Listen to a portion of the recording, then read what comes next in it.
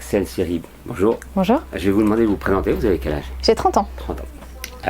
Et vous êtes malade, vous le dites, puisque voilà. Exactement. Vous n'êtes pas malade une fois, vous êtes malade 3 fois, non, c'est ça? Exactement. J'ai été diagnostiquée d'une première maladie à 23 ans, d'une deuxième à 25 ans et d'une troisième à 27 ans. Alors ces maladies sont ce qu'on appelle des maladies chroniques. Qu'est-ce que c'est exactement qu'une maladie chronique? Alors la maladie chronique, c'est exactement le contraire de la maladie aiguë. La maladie chronique, c'est un traitement que vous allez prendre pendant plus de 6 mois et qui va avoir un impact dans votre vie. C'est pas seulement des antibiotiques ou un traitement que vous allez prendre pendant 2-3 semaines et la maladie va partir. Là, c'est de la maladie qui va durer sur toute la vie et donc je parle plutôt de patients à vie plutôt que de maladies chroniques. Parce que la particularité de la maladie chronique, c'est qu'elle ne revient pas systématiquement.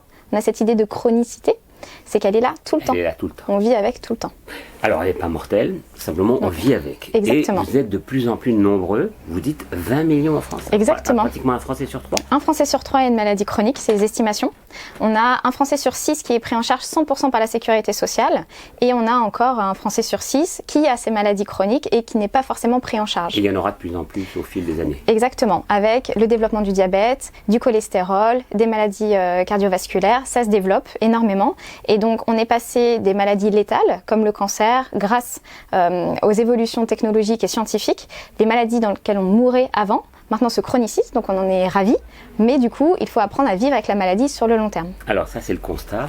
Qu'est-ce qu'on peut faire justement pour vivre avec cette maladie? D'abord avoir un petit guide avec soi. Hein. Ouais. C'est exactement le thème du livre. C'est qu'aujourd'hui, quand on nous annonce une maladie, on n'est pas formé, nous, en tant que patients, à vivre avec. C'est tout de suite vers le traitement qu'on va et on ne prend pas du tout en compte les conditions de la maladie. Aujourd'hui, le patient n'est pas responsabilisé.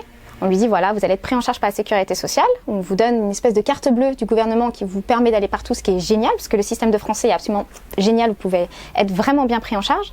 Par contre, pendant 40 ans, je ne suis pas formée à expliquer ma maladie. Donc, on m'annonce, le médecin est formé à m'annoncer que j'ai une maladie, mais moi, je ne suis absolument pas formée à expliquer à mes proches.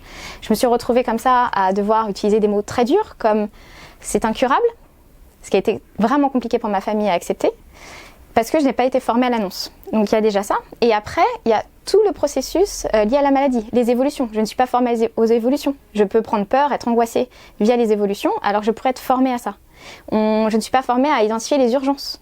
Je ne sais pas combien de personnes, il y a la grosse problématique des urgences aujourd'hui, il y a énormément de malades chroniques qui se retrouvent aux urgences, qui n'ont rien à faire aux urgences s'ils avaient été formés à dépister les problématiques de leur maladie.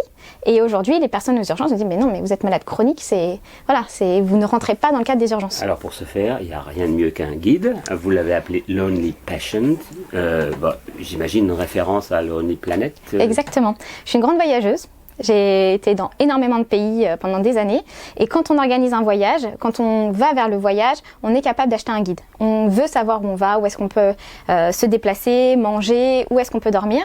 J'aurais adoré avoir la même chose quand on m'a diagnostiqué mes maladies. C'est que quand on donne un diagnostic, qu'on puisse avoir un guide, nous les patients, le lonely patient, donc le lonely patient, très seul. Voilà, on est très seul, mais on peut avoir un guide et aujourd'hui, on constitue des informations, on est capable de les récupérer et de les formaliser. Le digital est absolument génial pour ça. Pourquoi on ne met pas à la disposition des patients ce fameux guide qui leur permet de pouvoir vivre tranquillement pendant les 40 années à venir, de reprendre de la mobilité, de savoir où aller, de comprendre sa maladie et de pouvoir en parler, de sortir de la solitude. Voilà, quand on vous lit, normalement après, on est moins seul. J'espère. Lonely Patient, donc de Axel Siri.